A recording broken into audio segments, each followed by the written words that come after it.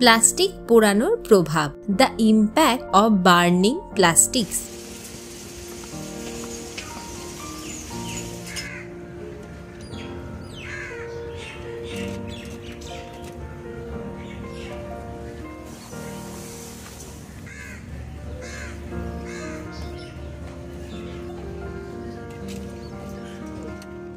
আরে দিদি, দাঁড়ান দাঁড়ান দাঁড়ান, কি করছেন কি আপনি? প্লাস্টিক পোড়াচ্ছেন কেন? প্লাস্টিক পোড়ানোর পরিণাম কি হতে পারে তা আপনি জানেন? আমার কাছে এত এত প্লাস্টিক রয়েছে, আর আমি জানিও না এগুলোর কি করা যায়। এগুলো তো কেউ নেয়ও না। আমি কখনো কখনো রান্না করার সময় এগুলোকে জ্বালানির কাজে ব্যবহার করি, তাই আমি জানি না এগুলো দিয়ে কি করব। দিদি, আমি দেখছি আপনি বাকি প্লাস্টিকগুলো আলাদাভাবে রেখেছেন। হ্যাঁ, এটাতে কিছু আলাদা প্লাস্টিক আছে। কখনো কখনো এখানে কাবাড়িওয়ালা আসে, তখন ওদেরকে এগুলো দিয়ে দিই, ওরা তার বদলে টাকা দেয়।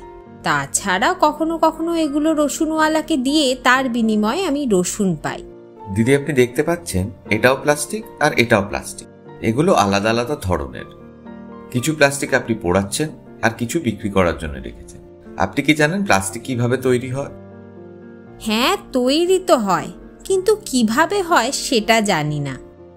তাহলে শুনুন দিদি, প্লাস্টিক তৈরি হয় তেল থেকে, আর তারপর প্লাস্টিক থেকে নানান জিনিস তৈরি হয়। হ্যাঁ, তেল থেকে তৈরি হলে তো ভালোই। আমাদের তো সুবিধা হয়, উনুনে দিলে তাড়াতাড়ি আগুন ধরে যায়। তাতে কি হয়েছে?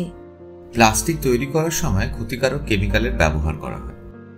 আবার আমরা যখন সেই প্লাস্টিকগুলো পোড়াই, তখন ওই কেমিক্যালগুলো গ্যাস হিসেবে বেরিয়ে আসে, যা আমাদের ও অন্যান্য প্রাণীদের জন্য ক্ষতিকারক। কেমিক্যাল থেকে কি হয়? তাহলে আসুন দিদি, ডাক্তারের কাছ থেকে জেনে নেওয়া যাক প্লাস্টিক পোড়ালে কি কি হতে পারে।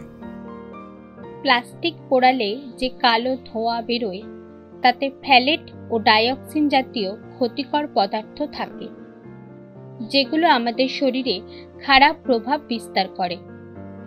ফ্যালেট প্লাস্টিককে নরম করতে সাহায্য করে, কিন্তু এগুলো আমাদের শরীরে গেলে মারাত্মক ক্ষতি হতে পারে। এগুলো আমাদের অন্তঃক্ষরা গ্রন্থির ক্ষতি করে, যার ফলে বন্ধ্যাত্ব বা নপুংসকতা দেখা দিতে পারে।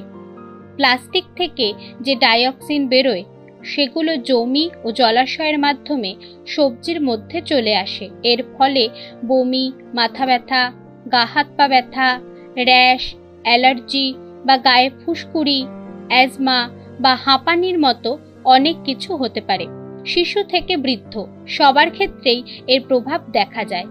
কখনো কখনো ফুসফুস বা হৃৎপিণ্ডের রোগও হতে পারে।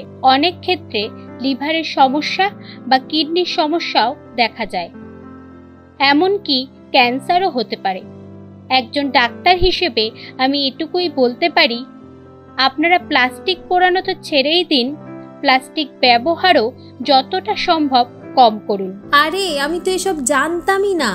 তাহলে এগুলো বন্ধ করার জন্য কি করা যেতে পারে? সবার প্রথমে প্লাস্টিক পোড়ানো বন্ধ করতে হবে। বাড়িতে আবর্জনা আলাদা আলাদা রাখা শুরু করতে হবে, যেমনটা আপনি করছেন। আপনার মতো প্লাস্টিক আলাদা আলাদাভাবে রাখতে হবে, যাতে ওগুলোকে আমরা রিসাইক্লিং এর জন্য সঠিক জায়গায় পাঠাতে পারি। আর যতটা সম্ভব প্লাস্টিক কম ব্যবহার করতে হবে। প্লাস্টিকের জায়গায় অন্য কিছু ব্যবহার করতে হবে, যেমন প্লাস্টিকের ব্যাগের পরিবর্তে আমরা কাপড়ের ব্যাগ ব্যবহার করতে পারি। প্লাস্টিকের বোতলের পরিবর্তে স্টিল বা কাচের বোতল, এমন আরো জিনিস আছে যেগুলো আমরা ব্যবহার করতে পারি। আমি তো এগুলো কিছুই জানতাম না।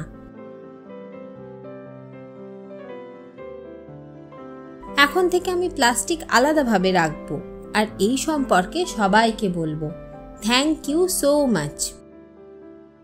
আপনারাও প্লাস্টিক পোড়াবেন না এবং অন্যদের প্লাস্টিক পোড়াতে দেবেন না, কারণ প্লাস্টিক আমাদের ও অন্যান্য প্রাণীদের স্বাস্থ্যের পক্ষে ক্ষতিকারক।